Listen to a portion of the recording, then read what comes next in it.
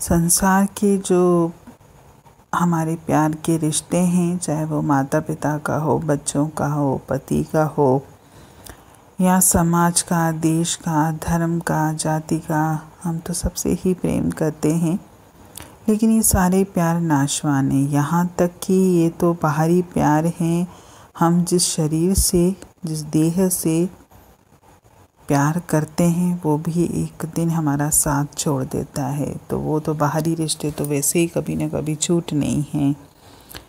ये सब मेरे पास क्षणिक हैं, थोड़े समय के लिए हैं। कभी भी इनका साथ छूट सकता है, लेकिन फिर भी मैं इनके प्यार में ही पागल हूँ। और जिसका प्यार हमेशा कायम रहेगा, मेरे अंत तक रहेगा, जन्म से लेके अंत तक, लेकिन मैं उसी से प्रेम नहीं करता। और उसका कारण जैसे कल की वाणी में भी था, आज भी है कि हमने उसको देखा नहीं है, इसलिए हम उससे प्रेम नहीं करते। लेकिन जिनके अंतर में उस परमात्मा के लिए थोड़ा सा भी प्रेम होता है, तो वो ऐसी जगह या ऐसे माहौल की तलाश करते हैं जो उनके अंतर में उस परमात्मा के लिए प्रेम जागृत करे। और इसीलिए ही हम संत महात्माओं की संगति करते हैं, सत्संग वाणियों का सहारा लेते हैं, ताकि इनके जरिए मेरे अंतर में उस परमात्मा का प्रेम और भक्ति जागे।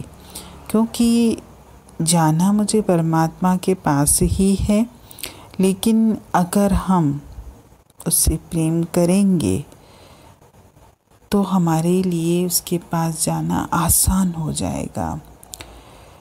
वाणी से, सत्संग से मुझे शक्ति मिलती है, मुझे सच्चा सहारा मिलता है, और मेरे अंतर में उस परम पिता के लिए प्यार उमड़ता है, और जो मुझे उसकी तरफ खींच के ले जाता है।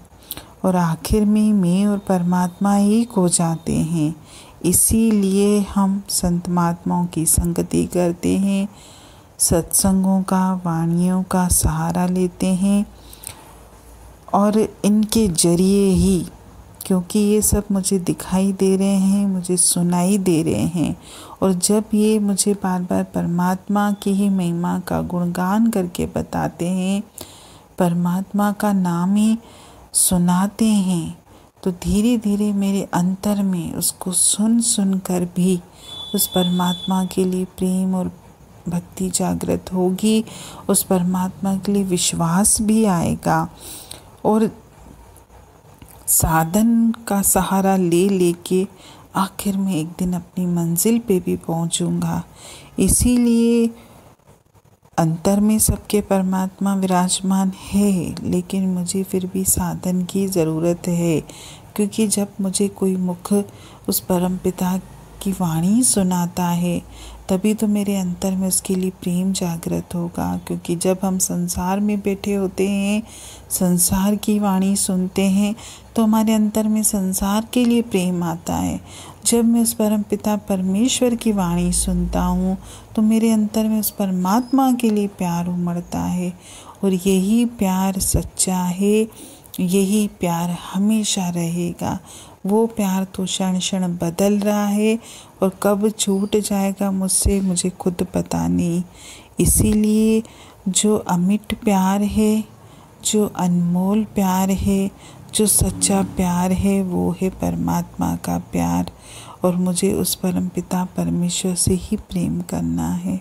हरि ओम।